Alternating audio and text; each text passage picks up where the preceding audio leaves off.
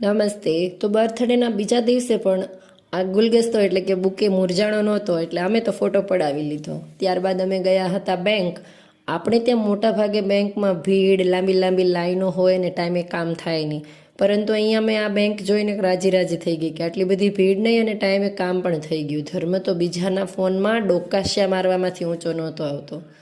ઘરે આવતા અમે વળતા ધર્મને જે રમકડું જોતું હતું આ કાર તે લઈને આપી.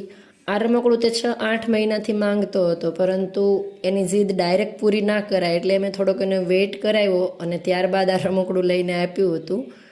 પછી હું ગઈ દેવશ્રી દીદીના ઘરે. આ એક બેંગોલી ફેમિલી છે કે જેઓ પોતાનો કબાટ ખોલીને સાડીઓ કાઢી રહ્યા હતા, કારણ કે કાલે હતી ગુરુ નાનક જયંતિની ઉજવણી, જે અમારી યુનિટમાં જવાનું હતું.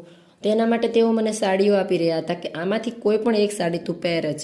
હું ના પાડી રહી હતી કે મારે સાડી પહેરવાની ઈચ્છા નથી, પરંતુ એનો પ્રેમ અને ભાવ એટલો હતો કે તેણે આખો કબાટ ખોલીને સાડીઓના ઢગલા કર્યા કે આમાંથી તું એક સાડી પહેર. તો કાલે જોઈએ કે મેં કઈ સાડી પહેરી.